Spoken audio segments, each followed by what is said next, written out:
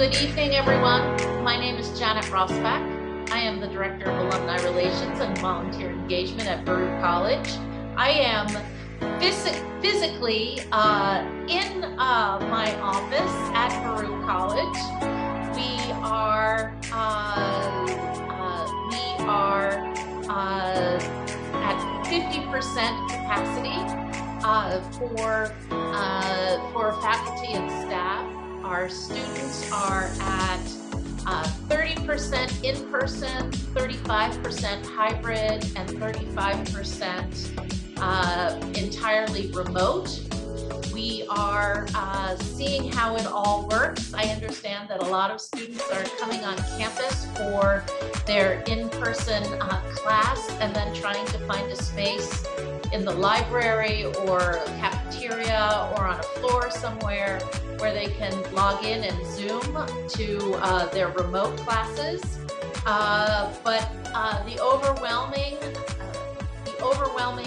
reaction is that students are so delighted to be back on campus and have a bit of a collegiate or grad school experience.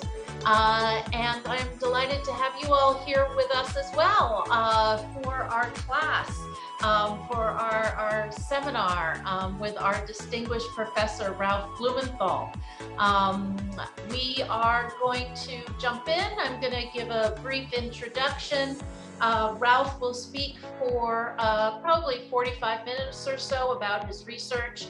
We welcome you to post questions into the chat and or to message my colleague Matt Lapierre, who has self-identified as questions. You should see him relatively close to the top of the screen. And we will have more than enough time to answer your questions of whether you can believe it, the truth and fiction of UFO and alien life.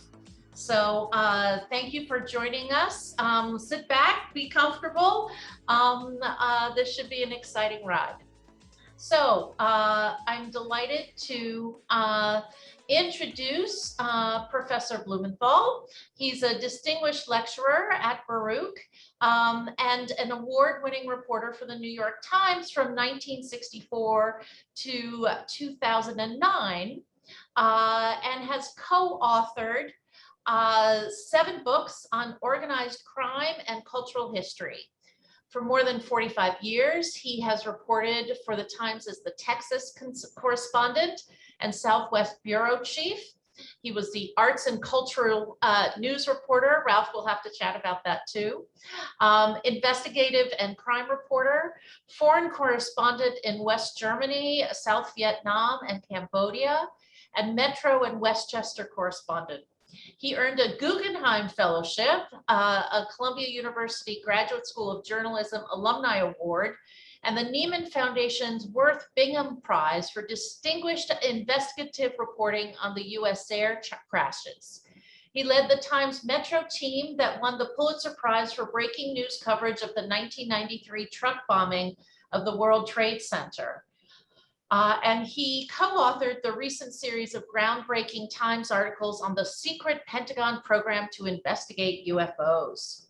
His most recent book is titled The Believer: Alien Encounters, Hard Science, and the Passion of John Mack, published by High Road Books of the University of New Mexico Press. So with that, Professor Blumenthal, the floor is yours. Really excited to hear about your research and the work you've done in this alien space. Well, thank you, Janet and Matthew, and thanks to all my Baruch colleagues and alumni for tuning in. I hope you'll find tonight's program provocative, and I welcome your questions as you think of them as we speak. I am, in a sense, a Baruch alum because I went to City College of New York at a time when the Baruch School of Business was part of CCNY. We called it City Downtown then. Both, of course, were proud offspring of the Free Academy that pioneered free higher education in America in 1847. Now, I graduated City College in the class of 1963. It would have been 1962 if I hadn't decided to spend an extra semester to become editor-in-chief of The Campus, which was our wonderful undergraduate newspaper. So I missed the 1962 graduation in Lewiston Stadium with the guest speaker, Dr. Martin Luther King, a great highlight. But the campus newspaper is where I got my love of journalism and learned its most important lessons before going on to Columbia University School of Journalism and the New York Times. Now at City College, I crossed paths with an eminent English professor named Edward Mack. And I would only find out years later that he was the father of John Mack, the Harvard psychiatrist, who was researching alien encounters and became the subject of my book, The Believer. And my story is really full, the story of the book is full of synchronicities like that, which is just an interesting aspect that Carl Jung wrote about, these wormholes through the cosmos that connect us to things that seem accidental or coincidental. Anyway, so fast forward, after I retired from the Times in 2009, I joined Baruch as a distinguished lecturer teaching journalism and working in the Newman Library archives, supervising historical collections. And you might be interested in the website that I keep there called An Adventure in Democracy, which highlights our collection of the papers of Luther Gulick III and the Institute of Public Administration. Gulick advised President Franklin Roosevelt and other world leaders, and he's a wonderful icon for our students. And I encourage you to look into our archives and An Adventure in Democracy, the website. Now, to paraphrase former vice presidential candidate Admiral James Stockdale, why are we here? And I don't mean that in an existential way, as in, why are we here in the cosmos? Although that's a good question as well. But I mean, what is a discussion of UFOs doing at Baruch in the sainted halls of academe? And I respectfully suggest, and I hope you'll agree with me by the time my presentation is over, that this is not a frivolous topic. It's not something ridiculous or fringy. This has serious implications for all of humanity, which last I checked, Baruch was part of, and especially business students who are always trying to psych out the next developing trend or what's ahead. And we're really standing at the threshold of momentous developments. Now, first of all, the title, Can You Believe It? I'm going to discuss belief later on, but I hope to explain why we may be indeed be witnessing events of epical importance in the human species, events that remain shrouded in mystery, but may well gain more clarity in the near future and possibly the very near future. Now, a lot has come out this year in the last few years since my colleagues and I at the New York Times broke our first big story in December 2017, revealing a long secret Pentagon unit to track unidentified flying objects, which the Pentagon now prefers to call UAP, unidentified aerial phenomena, because I guess it sounds more dignified. Now, anyway, both of them are better than the original name of flying saucers. So let me do a quick recap of the story that we produced now almost 4 years ago. My friend Leslie Kane was invited to a private meeting in Washington, D.C. Now, Leslie is an investigative reporter who wrote a 2010 bestseller about pilots, generals, and government officials who went on the record talking about UFO sightings in their countries. And I knew Leslie from my research into Dr. John Mack because she was close to Bud Hopkins, an artist who first got John Mack interested in alien encounters. And I'll talk about that. So Leslie went to this meeting in Washington, D.C. in October 2017. And there she learned that the Pentagon had a secret unit to investigate UFOs. It was called ATIP, the Advanced Aerospace Threat Identification Program. It was funded by $22 million in black money, that is clandestine money, secured by the then Democratic Senate Majority Leader Harry Reid. Now, officially, the government had been out of the UFO business since 1970 with the end of Project Blue Book. And you might have seen the recent TV program on Project Blue Book, and we wrote a piece in the Times about it. It wasn't exactly accurate, but it was interesting. Now, Project Blue Book found nothing really to investigate, but actually it left 701 unexplained UFO sighting cases on the table. But as we now know, the Pentagon continued to investigate UFOs or UAP without acknowledging it. So the meeting that Leslie Kean attended in DC in October 2017 included some high-level former intelligence officials, defense officials, and government contractors. And the head of the ATIP program, Luis Elizondo, was there, and he had just submitted his letter of resignation to Defense Secretary Jim Mattis. But no one yet had the courage to tell Jim Mattis that Luis Elizondo had just quit. So Mattis didn't even know about it. And Elizondo was quitting because higher-ups were thwarting his UFO investigations. Now, Leslie Kean got access to 2 and later 3 videos of declassified videos of Navy encounters, Navy jets and ships interacting with these UFOs. So when Leslie came back with this story, it sounded like a big scoop. So I had left the New York Times after 45 years in 2009, but I continued to contribute, and I still knew editors there. So in December 2017, I reached out to the executive editor, Dean Baquet, and I emailed him that I had a sensational and highly confidential, time-sensitive story about a senior intelligence official who abruptly quit, exposing a deeply secret race with the Russians for ultra-high technology that could transform the planet. I thought that was a good pitch. Besides, all our information was on the record. We had the story, but I offered really no further details. I wanted to see if he was interested. Would he like to hear about it? And he would. So Dean Baquet put Leslie and me in touch with a Washington editor who was coming to New York, and we sat with him in the New York Times offices in New York and showed him our documentation.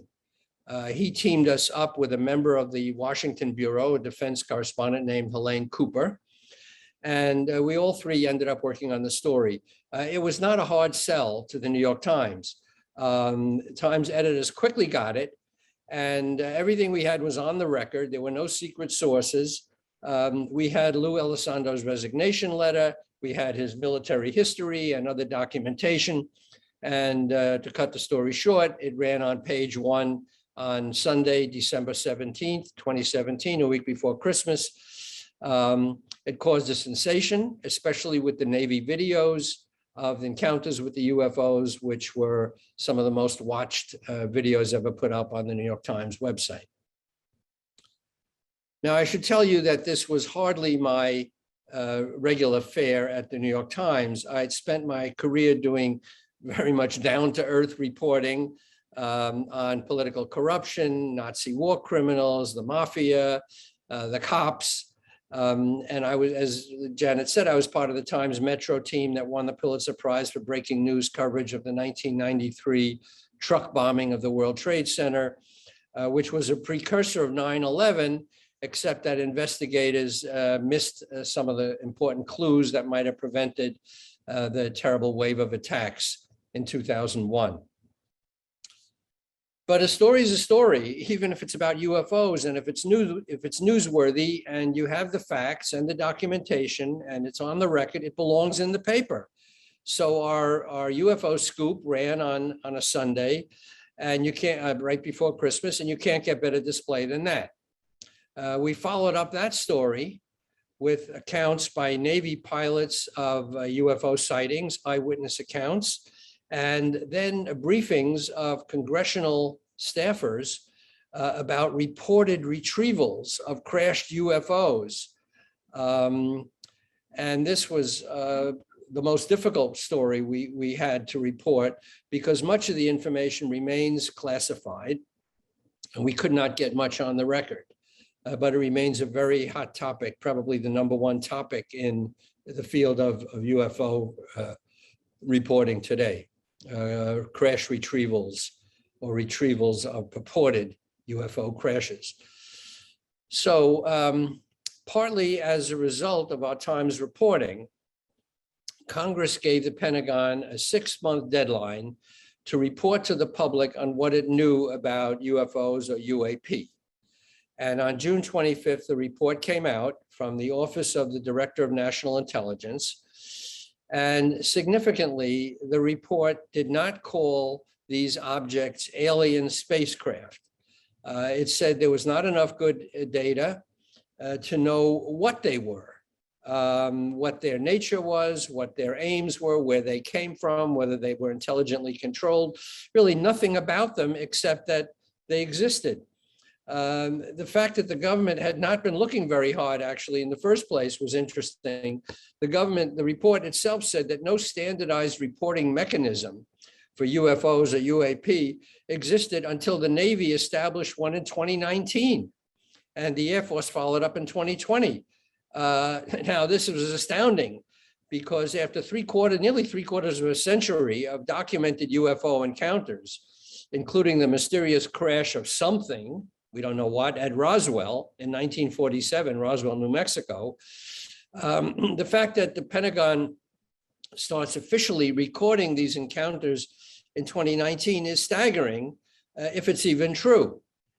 Now, we know, in fact, that the government had been investigating UFOs since at least Project Saucer under Air Force General Nathan Twining in 1948. And of course, there was Project Blue Book, I mentioned, that closed its books in 1970 with 701 sightings still unexplained. The government was essentially saying, nothing to see here, folks, just move on. In any case, the June report cited 144 military reports of UFO incidents between 2004 and 2021, just in that short time period, of which only one was explained, a weather balloon. There were numerous reports of objects with astonishing flight characteristics and other incidents of mysterious radio frequency energy, along with some near misses with Navy jets, which we had reported in the Times. The UAP report of last June gave 5 possible explanations of these objects. Airborne clutter, like birds and balloons and drones, natural atmospheric phenomena like ice crystals, secret US government programs, secret foreign programs by Russia, China, or other countries, and lastly, only lastly, one big catch-all bin called other. And that's it. There was no discussion of aliens or extraterrestrials, no speculation of who or what was behind the wheel of these things, where they came from, how they got here, and what they wanted from us. But one thing in the report was truly groundbreaking. And I'm going to quote it. Most of the UAP reported probably do represent physical objects, unquote, because they registered on military sensors, radar, infrared, and electro-optical devices. So this anyway was huge because UFO, it was saying in effect that UFO or UAP were not, after all, delusions, hallucinations, fly specks on the windshield of planes, marsh gas, or the planet Venus, or any of the other theoretical possibilities that the government had been trotting out as explanations for this mystery. So we can pretty much discount the first 4 explanations, including secret US technology and secret foreign technology. According to the best sources that we were able to question at the New York Times, our own military would not be flying top secret technology that could crash into our own jets, and neither would our adversaries. And most important and convincing, no one on Earth possesses aircraft with this astonishing aerodynamics of what we were seeing with the UAP. the ability to accelerate to hyperspeed, to appear and disappear, to operate underwater at times. That seems to be as true as we can establish at the New York Times, which leaves the last category of other. Now, the internet was rife with speculation that other meant alien, but it's a leap from other to alien, although logic might seem to equate the two. As Sherlock Holmes famously said, when you've eliminated the impossible, whatever remains, however improbable, must be the truth. Still, it's important to stick to the facts, and the truth is that nobody knows what these things are, where they come from, or what, if anything, they want with us. So we at the New York Times have been very careful to stick to just the facts, ma'am. At the same time, it's obvious that the Pentagon has more information about the phenomenon than it's publicly disclosing. It did give congressional committees a classified annex to the public report beyond what was made public on June 25th. And if that is ever released, it may help establish more about the nature and origins of these mysterious objects. Now, by the time I started working on the Times UFO stories in 2017, I had been working on my John Mack book for over a decade. And it began in the following way. As Janet said, I was the New York Times Southwest Bureau Chief in Houston in 2004, when I happened across a paperback copy of John Mack's second book called Passport to the Cosmos. Now, I had never heard of John Mack, although he was already quite famous. He had won a Pulitzer Prize for a biography of Lawrence of Arabia, and he had written about aliens in his first book, Abduction. He had met with the Dalai Lama in India to discuss aliens, and he had been on Oprah and many other shows, and he had been put under investigation by a secret committee at Harvard, and none of which I knew. But I thought a Harvard professor and psychiatrist who was writing about aliens and researching alien encounters, that had to be a story. So I resolved to call him up for an interview. And then a few days later, I pick up the paper to read that he was dead. He'd been run over in London by a drunk driver. I tracked down the family to see what else I could find out, and they were in deep grief and not in the mood to talk, understandable. But I stayed in touch with Mac's three sons, and eventually they granted me access to his archives, his private archives, personal journals, unpublished manuscripts, personal therapy sessions, because all psychiatrists have to undergo their own therapy. And only his patient records remained confidential, but over time, some of these emerged as well. And I got access to them. So I spent the next 16 years combing the files and interviewing his family. His wife, Sally, was alive at the time. She later died of cancer. His associates and friends, and writing and rewriting and rewriting and rewriting the manuscript. And as I tell my students, serious writing is really actually rewriting. I was once asked to teach a prep school course called Becoming a More Confident Writer. And I changed it around to Becoming a Less Confident Writer, because too many students think they're done after the first draft and they're overconfident. So they need to be less confident and work harder on the rewriting. So that was my lesson to them, and I lived that story myself. So John Mack, I found out, had illustrious ancestors. I told you about his father, Edward Mack, an English professor at City College when I was there, although I didn't make the connection to his son at the time.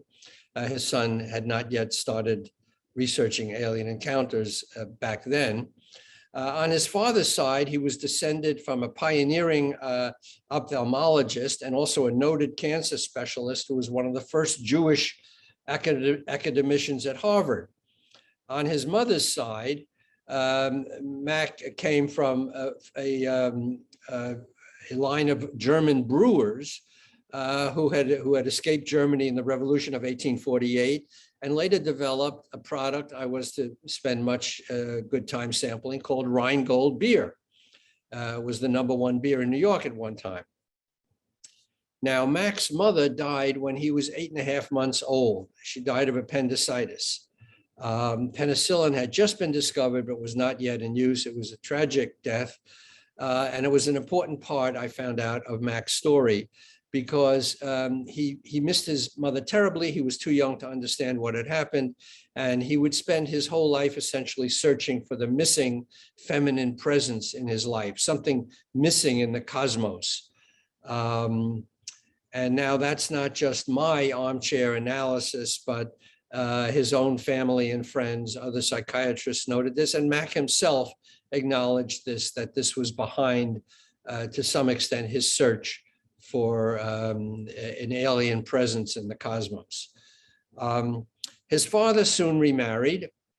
He married the former wife of a great-grandson of the founder of the Gimbel's department store chain, who was widowed when her husband jumped out of a window at the Yale Club during the Great Depression. So suddenly Mac had a stepmother who was a strong-willed economist and a stepsister, and that formed his early upbringing. Now, John Mac was charismatic, cobalt-eyed, devilishly handsome, confident, overconfident perhaps, impetuous, intellectually brilliant, and he grew up in this secular German Jewish household. It's decidedly not spiritual. They read the Bible, but it was a work of literature and not a religion.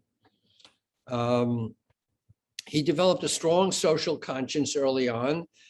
He started a program for mental health services in downtrodden Cambridge. And one night, like everybody at that time, he went to the movies to see this long movie called Lawrence of Arabia. And everybody came out of that movie blown away. It won a lot of prizes. But Mac was resolved to find out more about this enigma, T.E. Lawrence. And he ended up spending the next dozen years in the UK and the Middle East researching the career of Lawrence. And he produced a groundbreaking psychological biography that won the Pulitzer Prize in 1977.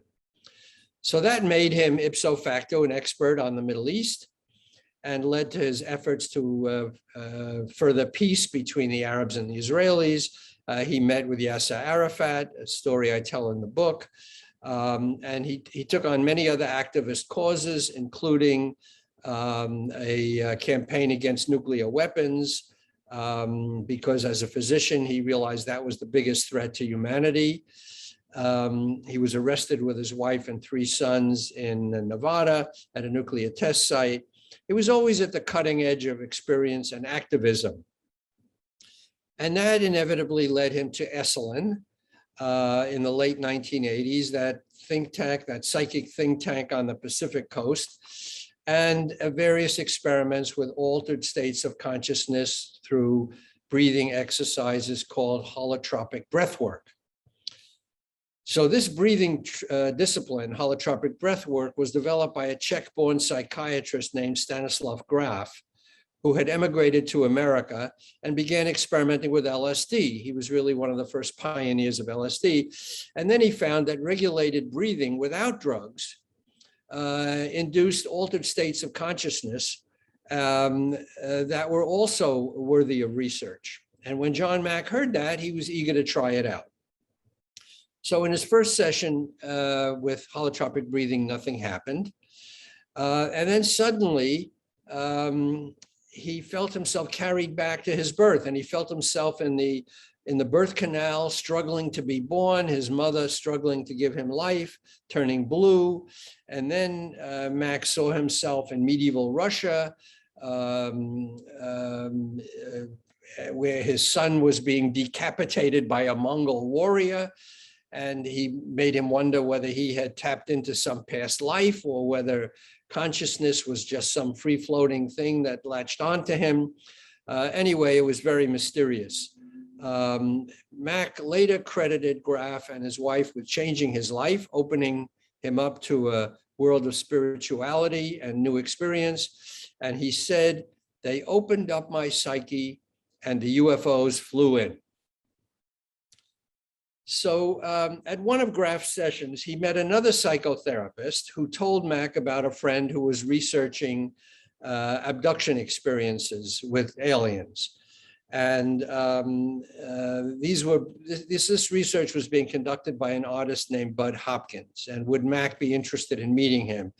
And Mac immediately scoffed. It sounded crazy. He wasn't interested in meeting Bud Hopkins. And then came one of those mysterious turnarounds in life that put John Mack on a decisive new path. He was in New York and decided to visit Bud Hopkins after all. And Hopkins had once spotted, he was an artist, as I said, he had once spotted a UFO on Cape Cod where he had a painting studio and a sculpture studio, and he became very interested in UFOs and started collecting stories of encounters that people had or that told him that they'd had with alien beings. And when John Mack visited Bud Hopkins, Hopkins showed Mack some of the letters he had gotten from people telling stories of these encounters. And Mack was captivated. He wasn't captured. He never would see a UFO on his own. He was never abducted himself, which was disappointing to him, but he realized later it was probably a good thing. But he collected his own circle of experiencers, as he called them, and began studying them at the peril of his Harvard reputation. Now, John Mack quickly found, he was a psychiatrist and a good one, that these people were not mentally ill or deranged. They were not seeking publicity, on the contrary. They were not hoaxing him. And there was a great consistency of their stories, which was quite striking to Mack, even in small children as young as 2 years old. There was fragmentary evidence to back up some of these stories, evidence of UFO landing outside, broken branches, pressed down grass, sometimes third-party testimony that they had seen things. And by the way, these things did not just happen during sleep.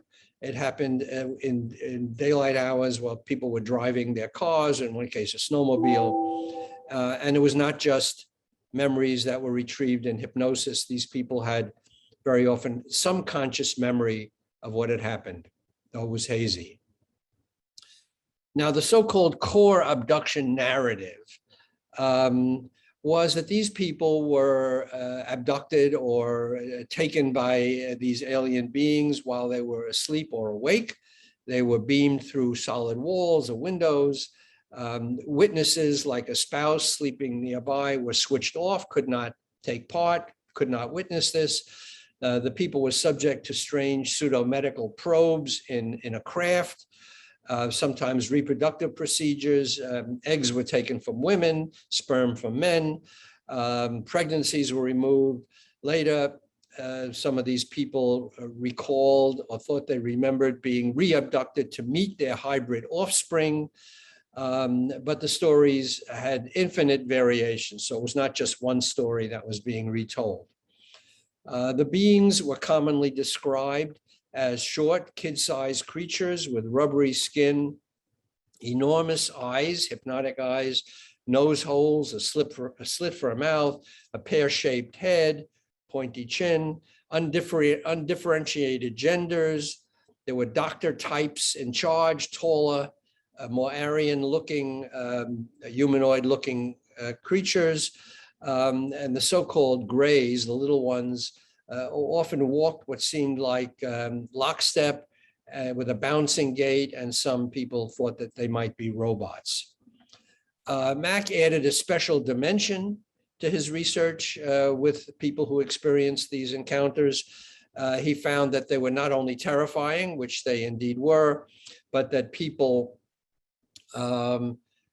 felt a connection, a greater connection to the earth. They were getting messages of environmental damage to the planet. They emerged with a raised ecological consciousness and feelings of joy in connecting with a divine source or deity or God, as they described it. Now, predictably, leaders at Harvard were scandalized. They thought Mack was much too enthusiastic, that he was enabling these people, if not worse. And it looked to them, to his superiors at Harvard, as if Mack were validating these people's very questionable experiences. Other psychiatrists wouldn't treat these people or even counsel them. Mack said in response that he had looked into every other possible explanation what had happened and discounted all of them and concluded that these things must have happened to these people somehow on some level of reality. So Harvard launched what I call in the book a secret inquisition. They use the leaders at Harvard used the term themselves, describing to Mack what it was not. They said this was not an inquisition, and you can't tell a psychiatrist what something is not because he'll immediately fasten on that word. Why are they choosing that word? And in fact, it seemed like an inquisition. They investigated Mack's finances. It was all secret, his evidence, patient procedures. And in the end, Mack decided it boiled down to a clash of worldviews. They were insisting on scientific proof, which was just not obtainable. And Mack admitted he could not provide it, but none of the other explanations made sense either. Mack got himself a pair of top lawyers. One was a firebrand named Danny Sheehan, who had investigated the Ku Klux Klan, the Karen Silkwood plutonium poisoning case, the Iran-Contra arms deal of the Reagan administration. And his partner in the case, representing Mack, was Rod Eric McLeish, son of novelist Rod McLeish, grandnephew of Archibald McLeish, and more important, the Boston lawyer who had broken the priest abuse scandal, highlighted in the film Spotlight, which some of you may remember.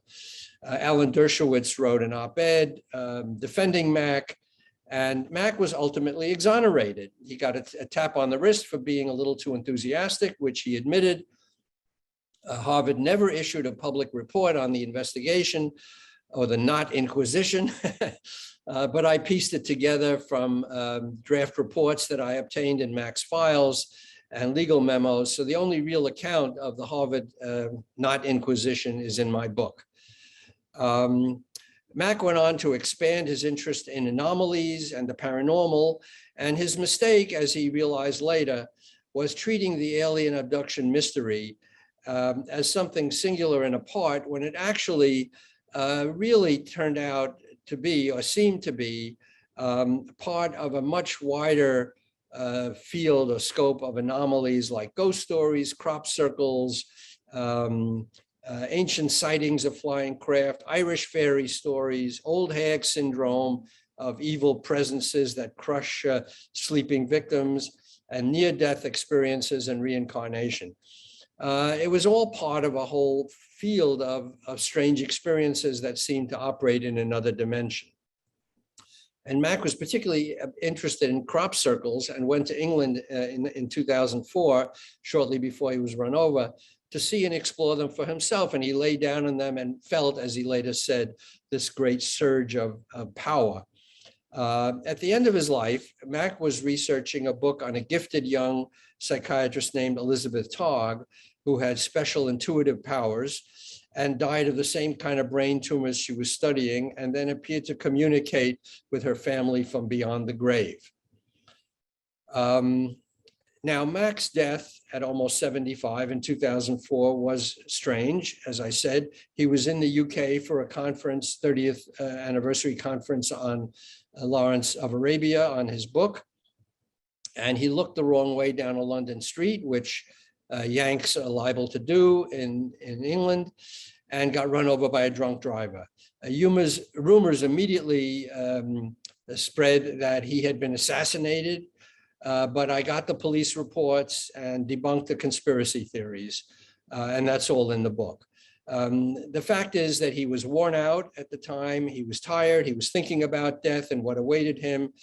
And I even tell some stories in my book, The Believer, about people who said afterwards that they thought Mac had appeared to them after he was killed with messages from beyond the grave. So wrapping up shortly, in the end, people ask me, what did I think of Mac? I tried to keep my judgments out of the narrative. I wanted people to discover John Mack for themselves. And I didn't want to color the reporting, but I do, and this is maybe a spoiler alert, I do find that ultimately John Mack embarked on Joseph Campbell's mythic hero's journey. It starts with a call to adventure that the hero tries to evade, a summons that tests his resolve, dangerous adventures, hair-raising escapes, and the final triumph of returning with a boon for humanity and a tale to tell around the digital firelight. And as I say at the end of the book, it's what heroes do, and more importantly, it's what human beings do. So at the end, we're left with a mystery we began with. And as I note in my book, a renowned British scientist of the late 1800s, Sir William Crookes, was once sent out to debunk accounts of weird doings at seances, which were very popular more than 100 years ago. Materializations of objects, levitation, musical instruments in a locked cabinet playing themselves. And Crookes, a scientist, came away dumbfounded and later wrote, quote, "I never said it was possible, I only said it was true." And I put that in at the beginning of my book as kind of an epigraph. The mischievous anomalist, Charles Fort, had his own inimitable formulation. He said, "It's like looking for a needle no one ever lost in a haystack that never was." So now you may be wondering what I believe.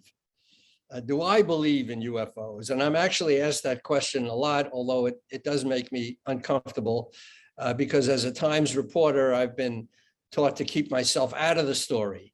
But it's a fair question. I actually addressed it with Leslie Kane in a piece we wrote for the Times last year. And here's how we answered. No, we don't believe in UFOs. Their existence or non-existence is not a matter of belief. We recalled what the great anthropologist Margaret Mead said when she was asked in 1974 whether she believed in UFOs. And she called it a silly question. And quote, she said, "Belief has to do with matters of faith. It has nothing to do with the kind of knowledge that is based on scientific inquiry. Do people believe in the sun or the moon or the changing seasons or the chairs they're sitting on? When we want to understand something strange, something previously unknown to anyone, we have to begin with an entirely different set of questions. What is it?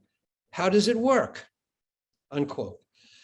Now, the question of aliens, as I said, is entirely another story. Unlike UFOs, they have not been caught on Navy videos. Evidence is elusive, fragmentary, subjective, largely anecdotal, based almost exclusively on witness accounts, and often not clearly remembered at that. Yet witnessing, as John Mack pointed out, is accepted in court and gets people convicted or acquitted all the time. It's just less than we want or demand, given the sensational implications of the topic. So we're left hanging. If you ask me what I believe about aliens, I have to say I don't know. I'm convinced that these people have had some kind of an experience that they cannot explain in some dimension or reality that we don't understand. Mac convinced me that these people were not making it up. They were not insane. And for all the reasons I discussed, he was left to believe that something happened indeed to these people that we cannot explain. So we know what the phenomenon is not. It's not mental illness, the delusion of crowds, publicity seeking, deliberate fabrication. It's not sleep paralysis, not all the time anyway, because it doesn't happen only during sleep. It happens in the daytime. And it's not fables from books or movies, because little children too young to go to the movies or read books have told of these experiences as well. It's something else. What it is, we don't know. So as human beings, we need to keep an open mind, though not, as they say, so open that our brains fall out. I do have a quarrel with the so-called skeptics and debunkers who have not done their homework and merely parrot theories like mental illness or publicity seeking or fabrication. There is, for example, a 683-page book called Alien Discussions, containing the proceedings of a week-long symposium at MIT in 1992. I talk about it at the beginning of my book. It drew atomic scientists, physicists, psychiatrists, scientists, folklorists, and religion scholars, all grappling with these strange accounts of alien experiences that no one can explain. They didn't solve the mystery, but at least they asked the right questions. You can't be an intelligent skeptic without knowing what you are skeptical of. So, coming to the end, why should we at Baruch care? Well, last I checked, we are part of the human family, standing at a momentous threshold. And as academics, we are or should be open to a spirit of inquiry, vigorous, independent research. We don't like being told what to think and not think. We investigate for ourselves. Nothing is or should be off limits. And as an institution with a long tradition of business education, Baruch is or should be especially interested in futurism. What are the coming intellectual breakthroughs and inventions that will transform our world? Who will master the new technology that may emerge from studying this phenomenon? What new companies and industries will spring up? How can we advance their agendas, invest in them, and harness their potential for humanity's sake? And yes, dare I suggest, our own pocketbooks. Self-interest, of course, is a powerful incentive. Our namesake, Bernard Baruch, let's not forget, did well before doing good. As an institution bearing the proud name of a titan of finance who first made his fortune on Wall Street and then used it to benefit his nation and city, Baruch College and its community should recognize the opportunities here. Bernard Baruch, I'm sure, would, and so should we, acting on his soaring vision. So that brings me to the end. Thanks for listening, and I'm happy to take any questions. Fascinating stuff, Ralph. Really, really incredible. Going to have to look up that holotropic breathing. Thank you. That's all about. Matt, do you have some questions for us? We do. Quite a few questions. Ralph, thanks for the talk. We'll jump right in. What do you think, assuming you believe the government is not completely forthcoming, and I think you mentioned that they are holding back some information, would you speculate as to their motivation? Why would they not be as transparent? Well, I don't have to speculate because the government has said things. It said, for example, that they are afraid of panicking the population. I think it's not a very well-founded fear. But although we all have read about the famous 1938 Orson Welles radio broadcast War of the Worlds, that did cause quite a bit of panic. But we moved on a lot since then. So one reason the government has not been forthcoming, we can take it on face value, is the fear that the public is not ready to handle it. I would question whether that's true.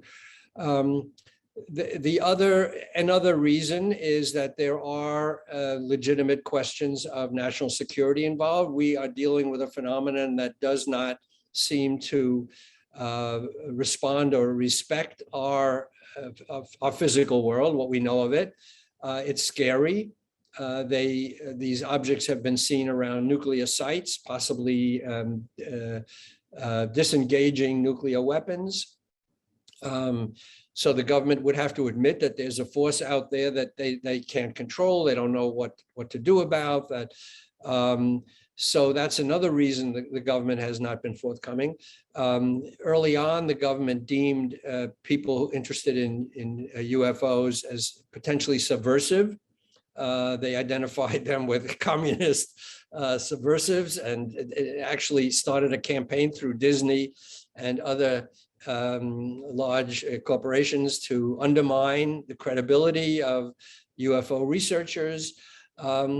So the government has been afraid really to come forth openly on this, which makes it all the more striking that we have now reached a new point where the government is more forthcoming. And that has given a lot of people more hope and optimism.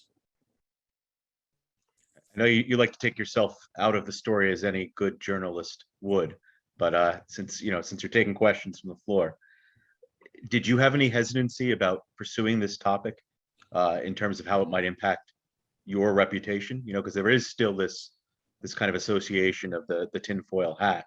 Doing a little bit of digging, you quickly find out that serious people are taking this issue quite seriously. But did you have any hesitation taking on?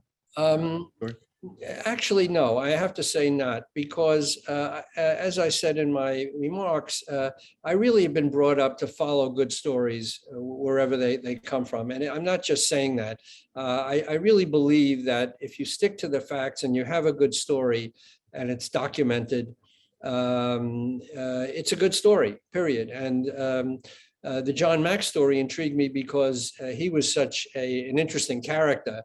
To tell why he was so interested in aliens makes a good story. I did not think it would hurt me in any way. It hasn't, as far as I can tell. I've gone on to, I wrote recently in the New York Times about 9/11, the anniversary. I can't say it's hurt me at all. There was a question in the general comments about some of the sightings have been chalked up to potentially being holograms, and that would help explain the amazing maneuvers. I do recall you saying, though, that the military confirmed that the vast majority of these observations were in fact physical in nature, and maybe you could explain how they know that. Yes, this is a major breakthrough, as I said, because given the long history of government efforts to debunk the phenomenon or disinformation, where they actually went about trying to discredit people and putting out false information, which is a whole other issue, to now say that these things are indeed physical. First of all, they've been seen by Navy pilots and people like Dave Fravor, who we quoted in the New York Times, very eminent Navy pilots with distinguished flying careers, who are really the best trained observers we have. I mean, we've spent millions and millions of dollars training these people, so they can't be written off as crazy. You can't say that these pilots who are handling millions of dollars of sensitive equipment are in any way mentally deficient. So they're prime observers. They're trained to be military combatants, and they have seen these things with their own eyes and testified to them. Plus, they've been caught on instrumentation. They show up on radar. We don't have very good pictures of them, which is interesting. That is a part of the phenomenon. They don't like to be photographed. So that is part of the issue. It's an elusive phenomenon, but to the extent that they can be that the government now says these things are physically real, that is huge, because for a long time they were written off as Carl Jung called them archetypes. They are fabrications, they are mental delusions, they're hallucinations, but now they physically exist according to our own government. So they have other properties. You say that they've been called holograms, but whatever else they are, they exist. They are real objects, and I think that, as I said, that is huge. You had mentioned Senator Harry Reid, or former Senator Harry Reid. He had given the indication that the government or some parties were actually in possession of off-world vehicles, and then he walked that back. Do you have any insight into? Yeah. There was an issue in our story where he didn't like the way we described him, and it's a complicated issue because we had done a lot of interviews with Harry Reid, and we knew from all our interviews some of the things that he had been saying to us and to other people. But the way it came out in one story in the New York Times, it was a little short-circuited, shall we say, and portrayed him in a way that was perhaps a little unfair. and a little without the nuances that the issue really deserves. So we took it down, we apologized, we corrected it. But he's a great friend of ours to this day now, and we know that he is interested in this issue because he believes that there is something very worthwhile studying out there. And it's just that the way it was characterized in the New York Times was probably a little rough and a little insensitive. Let's look ahead. Let's say that there is evidence that comes out that more directly shows that there is life in the universe beyond what's on this planet. How do you think is humanity ready to hear this? How do you think humanity would react, and kind of what would be the biggest implications? Well, we have been preparing for this for some time. I mean, there have been a lot of probes of Mars and the moon, probes further into the solar system, looking for signs of life. Now, it would be monumental, obviously, if we could find even microscopic life, because it would show that life can develop elsewhere. That has not been proven yet. It's surmised because of the great number of Earth-like planets out there, the infinitude of planets that resemble Earth and the conditions on Earth.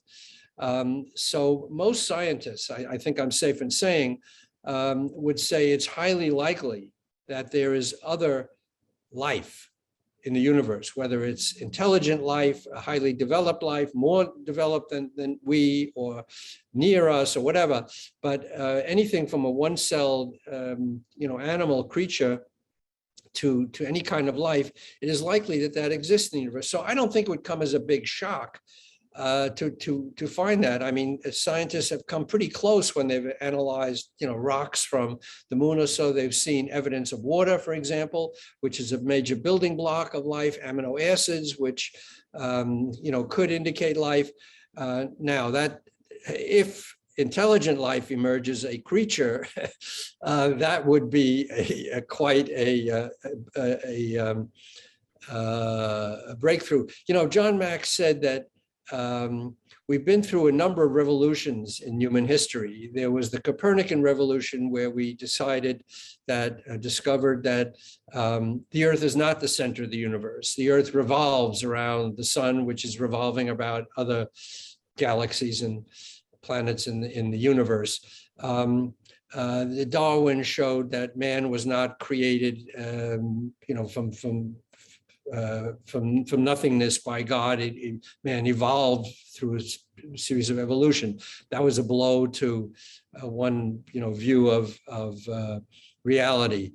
Then Freud showed how human beings are not even masters of themselves, that they're subject to dark forces that rule their lives through the subconscious. So through a series of these revolutions, we've almost been prepared, John Mack said, for the final revolution, which is that we are not alone in the universe, that there's some other intelligence out there.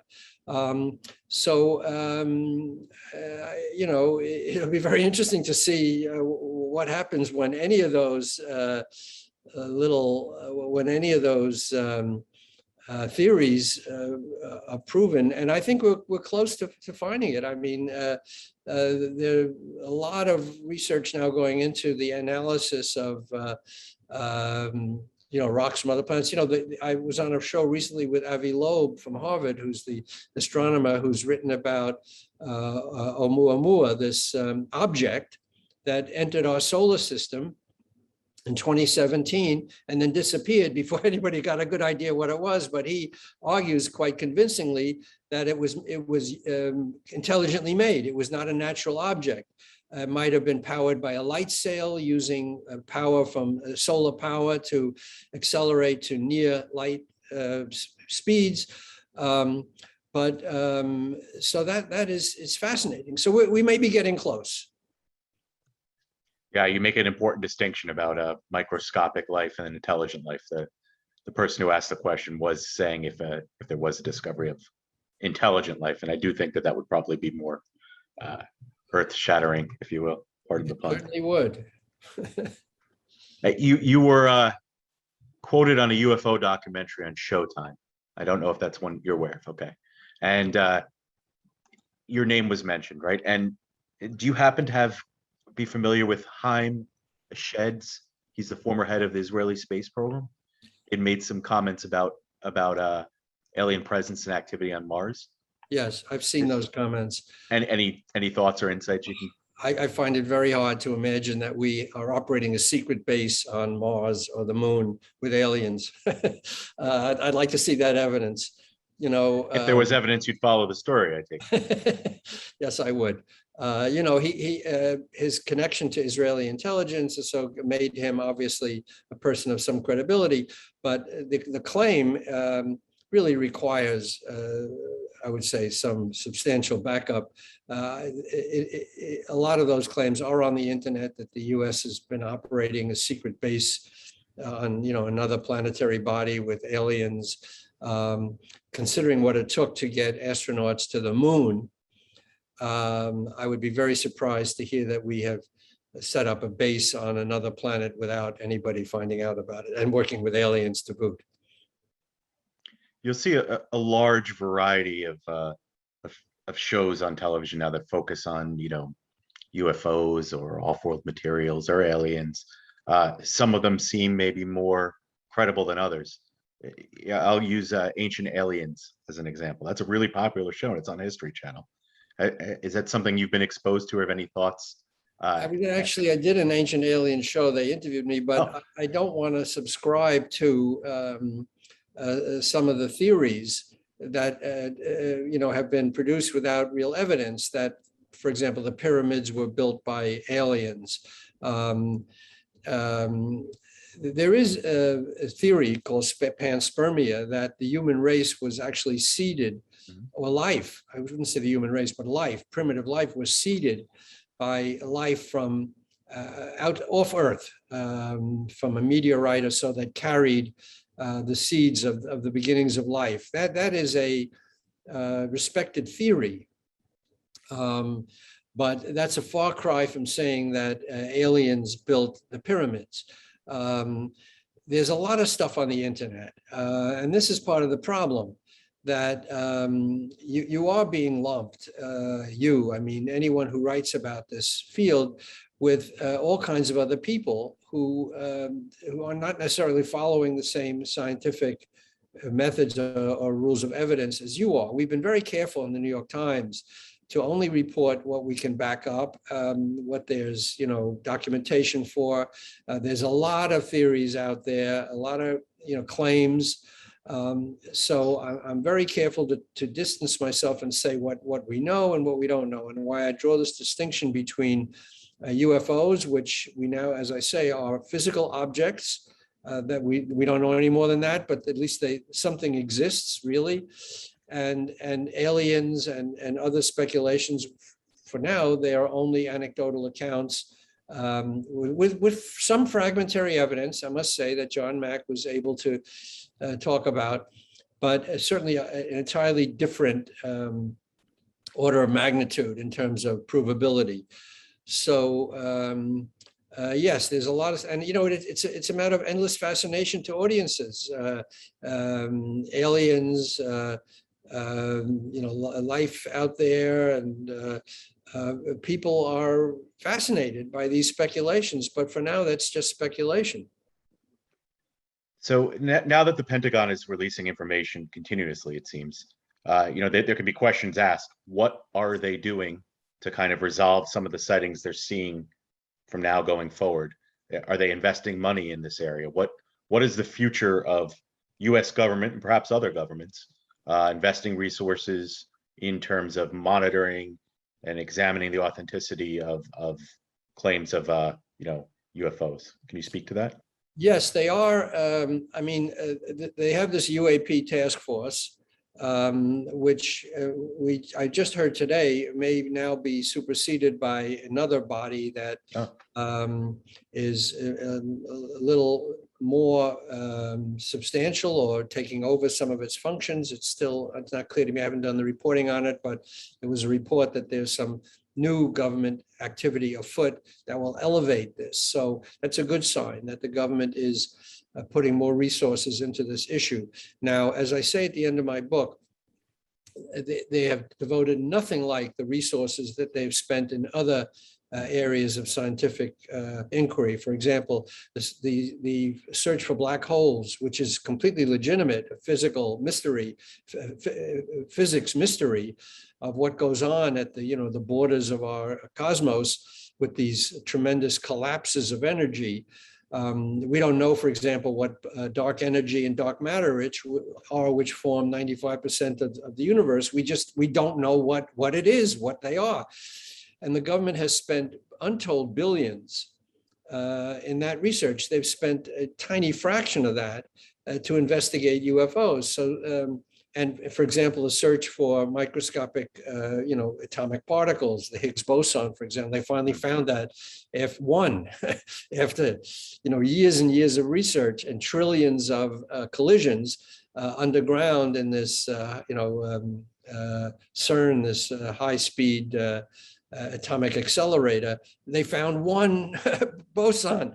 Now, if they would devote a fraction of that money to these very real encounters, these mysterious encounters, we would get a lot further. So, and I argue in my book, I say this is what the government really has to expand. They're just spending a pittance on this research because of the ridicule factor for so long. Members of Congress were afraid to bankroll this effort for fear of looking ridiculous. I hope that's diminishing now. Is it you talked about dark money before. Is it possible that we're spending a good deal more than it looks like to the public actually investigating these phenomena, or we would know, we would see? Probably not. I mean, the Pentagon budget does contain a lot of dark money. I mean, black money for research, technology,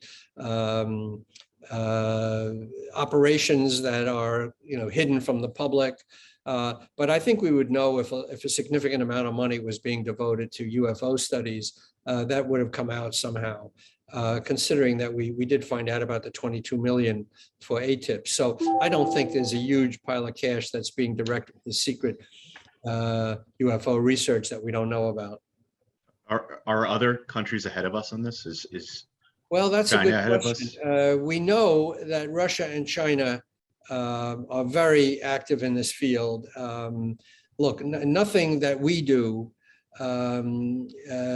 is a secret to our fellow atomic powers, let's say, or adversaries, Russia, China, that anything we're investigating, they're investigating. And an authoritarian government has less need to, apologize or consult the public, so they can embark on secret research without fear of exposure the way we have in this country.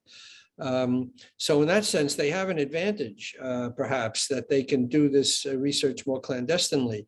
But they are just as concerned, from what we know, from what we hear, they are just as mystified as we are. We think it's them, they think it's us.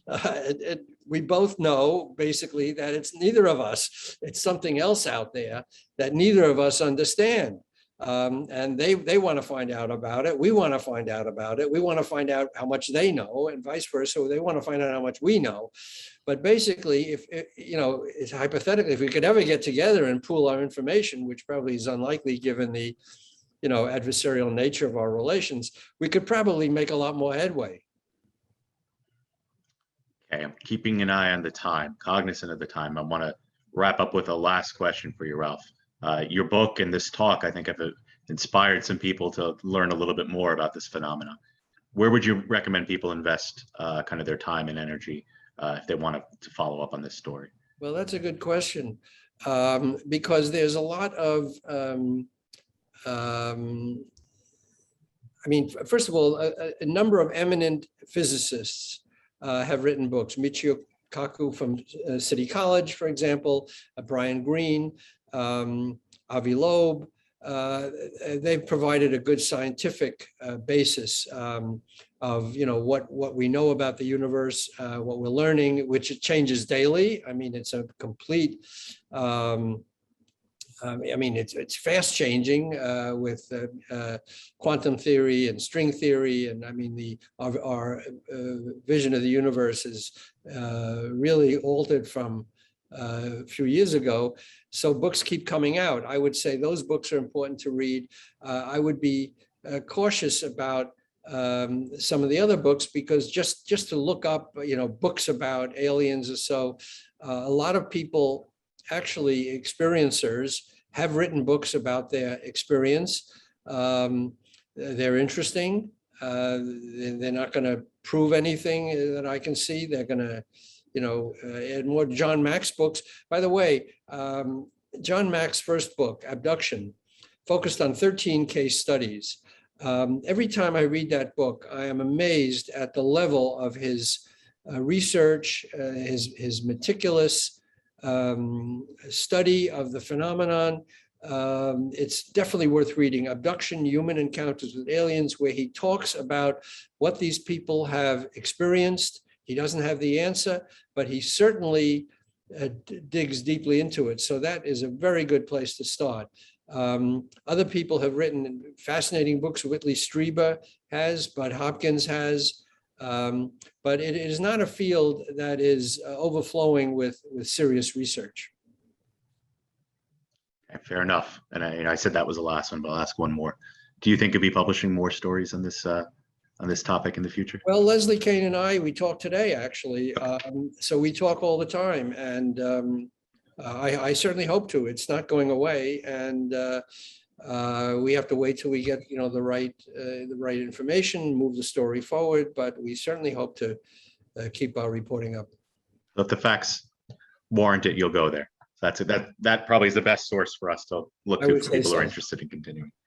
Ralph, on Janet's behalf, on behalf of Alumni Relations, I want to thank you and want to thank everybody who took the time for this talk. It's fantastic. We really, really appreciate your insights and look forward to seeing where this is going. I dropped a link to your book in the chat, and if anybody has any other questions, they can follow up via email. Thanks, Ralph. Thank you so much. Yeah, real pleasure. Wonderful questions, Matt, and I really enjoyed it. Thanks again. Everybody have a fantastic night. Ralph, we look forward to talking to you again soon. All the Bye best. for now. Bye-bye.